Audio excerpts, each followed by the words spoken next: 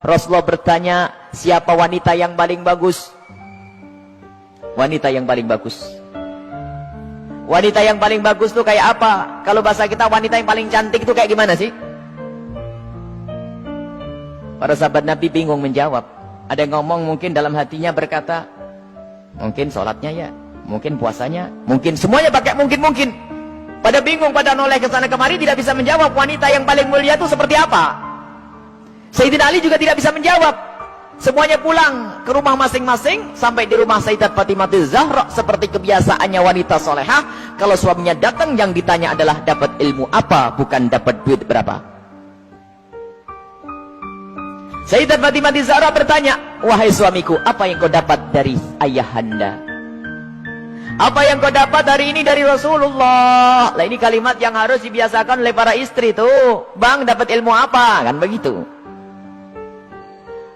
Sayyidina Ali menjawab, kami dapat banyak, cuman kami juga dapat pertanyaan yang kami semua tidak bisa menjawab. Pertanyaan apa? Wanita yang paling mulia itu seperti apa? Wanita yang mulia itu seperti apa? Dijawab oleh Siti Fatimah Zahra, aku yang punya jawabannya. Apa? Dibisikkanlah di telinga Sayyidina Ali. Seketika itu wajah Sayyidina Ali berbinar-binar senang, wajahnya berseri-seri, mata berbinar-binar. Aku menemukan jawaban. Pasti aku nanti bakal dibanggakan oleh Rasulullah karena sudah punya jawaban. Di esok harinya ketemu lagi dengan Rasulullah. Siapa yang sudah punya jawaban? Para sahabat Nabi masih bingung. Tiba-tiba Sayyidina Ali berkata, kami punya jawaban ya Rasulullah. Siapa wanita yang paling bagus? Dijawab, wanita paling bagus adalah yang tidak pernah melihat laki-laki dan tidak pernah dilihat laki-laki. Rasulullah paham siapa yang ngasih tahu. Siapa yang ngasih tahu? Sayyidina Ali malu. Yang ngasih tahu tentu orang yang paling dekat denganmu ya Rasulullah. Sayyidat Fatimah Zahra yang membisikkan bahwasanya wanita mulia adalah yang tidak pernah melihat laki-laki dan yang tidak pernah dilihat laki-laki. Maknanya apa? Bukan tidak melihat seperti ini, maknanya apa? Kalau dilihat laki-laki nggak senang. Dan kalau ada laki-laki tidak penasaran, siapa itu? Oh, hidungnya, oh ya, bukan itu rendah. Dan wanita mulia adalah di saat dilihat laki-laki itu merasa tidak nyaman, bukan malah goyang pinggulnya yang dihentakkannya ini. Ini wanita-wanita rendah. Malu kalau dilihat. Kalau merasa ada laki-laki memperhatikan, merasa risih, itu iman di dalam hatinya, itu kemuliaan, itu wanita mulia, itu maksudnya. Bukan lalu menutup, tak boleh dilihat, aku harus di kamar saja. Bukan, keluar dengan cara yang wajar, dengan mahram, dengan kelombongan wanita, dan dananya tidak pamer, yang sederhana. Akan tapi lihat, di saat diperhatikan laki-laki, merasa risih hatinya. Kalau semua yang ada di tempat ini merasa seperti itu, itulah pecinta Sayyidat Fatimah yang sesungguhnya. Sekarang rusak zaman.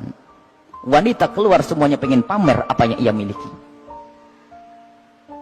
Sudah begitu ngaku, aku pengikut Rasulullah. Aku sering hadir marhabanan. Maulid Nabi, ribuan manusia yang datang. Aku insya Allah dapat syafaatnya Rasulullah. Tapi nggak nyambung dengan Sayyidat Fatimah Zahra.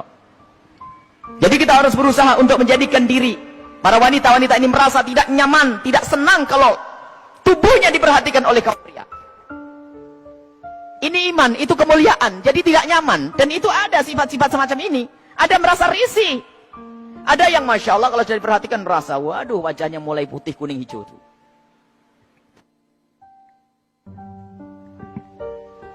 Ada kalau sudah diperhatikan laki-laki berubah semuanya. Mulai cara berjalannya, mulai cara ininya Masya Allah. Sampai cara ngomongnya di model-model, pasti itu wanita yang tidak pernah kenal Sayyidat Fatimah Zahra. Dan ini maksudnya tidak melihat dan tidak dilihat itu adalah menjauhkan dari hatinya rasa senang pamer dan dananya. Sampai suara pun dijaga.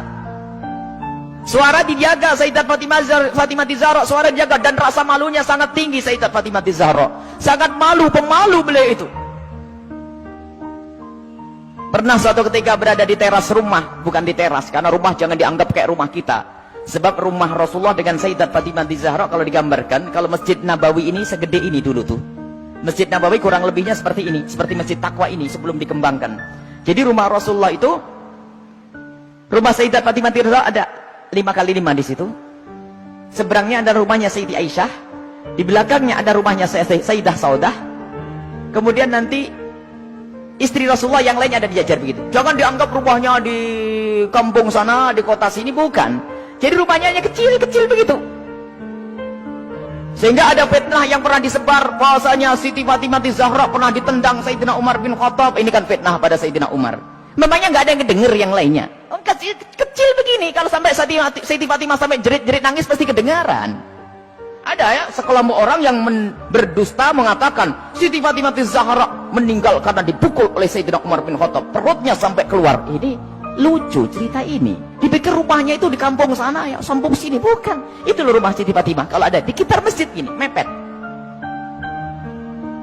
5 kali 5, 4 kali 3, rumahnya itu rumah dipikir rumah kayak apa begitu, bukan. Jadi rumah Rasulullah dan semua keluarganya itu kalau dikumpulkan hanya 200 meter. Allah. Dan sangat sederhana. Nah itulah, suatu ketika Sayyidat Fatimah Zahra berada di depan kamar, di depan rumah bersama Asma binti Umais. Asma binti Umais itu adalah bekas istrinya Ja'far At-Tayyar. Di saat itu ada jenazah yang lewat. Dan di saat ada jenazah yang lewat, tiba-tiba Siti Fatimah menangis. Dan menangisnya nggak kira-kira. Sampai Asma ketakutan. Kenapa wahai binti Rasulillah, wahai putri Rasulullah, engkau menangis seperti itu, ada apa? Kenapa engkau menangis? Baru setelah reda bisa menjawab, aku menangis, aku nanti pasti akan mati. Tentu engkau akan mati. Engkau akan mati. Bukan masalah kematian, tetapi aku tidak ingin nanti seperti itu. Kenapa dia? Lihat, semua orang yang meninggal akan diperlakukan seperti itu, dibungkus dengan kain kafan, lalu diangkat di kepalanya manusia, lekuk-lekuk tubuhnya terlihat. Alangkah malunya aku nanti jika aku mati, lalu diangkat di atas kepala manusia, lalu lekuk-lekuk tubuhku terlihat. Oh, mikir lekuk tubuhnya. Subhanallah. Setelah mati itu yang digambarkan, bukan waktu hidup. Ini ngaku pecinta Fatimah Zahra, ngaku pecinta Sayyidat Fatimah Zahra, tidak pernah merasa risih lekuk tubuhnya dilihat orang. Jadi Siti Fatimah Zahra itu merasa malu kalau nanti dilihat setelah meninggal. Lalu Asma bercerita, wahai Fatimah, waktu aku di Habasyah, aku melihat ada orang itu, kalau ada orang meninggal, itu dibuatkan satu kotak. Kemudian mayat dimasukkan ke dalam kotak, kemudian ditutup pelepah korma, sehingga tidak kelihatan itu. Kalau bahasa kita keranda. Mendengar jawaban seperti itu, Sayyidat Fatimah Zahra sangat senang dan menyambut dengan kegembiraan Asma. Aku berwasiat, kalau aku mati nanti, tolong dibuatkan aku seperti itu. Dan akhirnya setelah Sayyidat Fatimah Zahra meninggal, Asma sendiri yang membuat untuk Sayyidat Fatimah Zahra. Dan inilah di dalam sejarah disebutkan bahwa pertama kali orang pakai keranda di dalam Islam adalah Sayyidat Fatimah Zahra. Bukan masalah pertamanya, tapi kita harus tahu maksudnya apa. Ini loh yang penting. Maksudnya adalah menjaga kehormatan. Padahal juga nggak apa-apa orang mati, kelihat auratnya pun tidak dosa. Orang meninggal tidak ditanya lagi oleh Allah. Akan tapi rasa malunya Sayyidat Fatimah Zahra sampai menghantarkan beliau untuk berwasiat kalau meninggal nanti agar dibuatkan yang demikian ini. Dan termasuk wasiat yang lainnya apa? Agar dikubur di malam hari. Tidak ingin, masih ingin, takut kalau dilihat oleh orang. Inilah Sayyidat Fatimah Zahra. Jadi rasa malunya luar biasa. Dan ini pendidikan dari Rasulullah SAW. Memang kita harus banyak mencontoh beliau. Rasa malu ini mahal. Kalau sudah malu ini dicabut dari seseorang, maka semuanya akan dilakukan dari keharaman. Rasa malu ini kemuliaan, malu yang sesungguhnya. Malu kepada Allah, malu kita melakukan kemaksiatan. Dan malunya seorang wanita itu adalah kemuliaan. Siti Fatimah adalah suri toladannya.